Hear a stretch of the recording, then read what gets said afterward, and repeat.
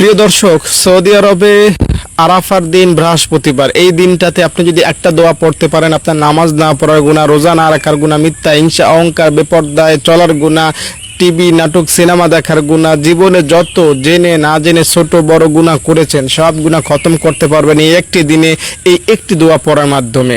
আমি দায়িত্ব নিয়ে বলছি, আপনি দোয়াটা পড়বেন আরাফার দিন বৃহস্পতিবার, আপনার গুনাহ নিঃসন্দেহে 100% মূল থেকে মাফ হবে। এমন না যে আল্লাহ অর্ধেক মাফ করবেন অর্ধেক রেখে দেবেন, না।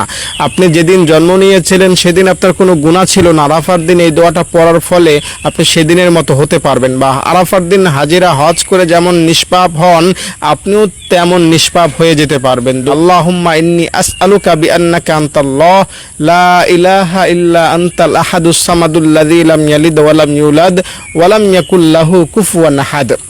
এই দোয়াটার ক্ষেত্রে রাসূলুল্লাহ সাল্লাল্লাহু আলাইহি সাল্লাম কসম করেছেন আল্লাহর নামের।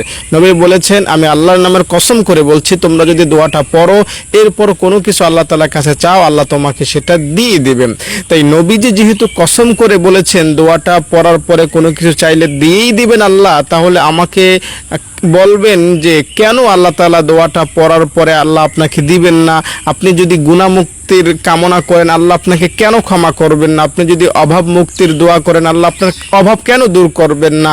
আপনি যদি জান্নাত কামনা করেন, আল্লাহ কেন আপনাকে জান্নাত দিবেন না? যেখানে নবীজি আল্লাহর নামের কসম করে দোয়াটা বলেছেন। তাই আমি আপনাকে দায়িত্ব নিয়ে বলছি, আরাফার দিন দোয়া কবুলের দিন, এই দিনে আল্লাহ তাআলা হাজার হাজার মানুষকে ক্ষমা করে থাকেন। এই দিনটাতে কেন্দ্র করে যদি আপনি এই ইসমে আজম নামক এই মূল্যবান দোয়াটা মুখ থেকে একবার বের করতে পারেন, মনে আশা পূরণের জন্য বা গুনাহ মাফের জন্য বা জান্নাত পাওয়ার আশার জন্য, যে কোনো একটা আশা নিয়ে যদি দোয়াটা পড়তে পারেন, নিঃসন্দেহে শতভাগ গ্যারান্টি সহকারে বলছি আল্লাহ তাআলা সেই আশা পূরণ করবেন, সেই কামনা আল্লাহ তাআলা পূরণ করবেন। দর্শক, ভিডিওটা যদি ভালো লেগে থাকে অবশ্যই একটা লাইক দিবেন এবং কমেন্টে আমিন লিখবেন। আমি আপনার জন্য মন থেকে দোয়া করব, আমার সব ছাত্রীদের নিয়ে তাহাজ্জুদের সময় ইশরাকের পরে আগে ইনশাআল্লাহ আপনার জন্য দোয়া করব।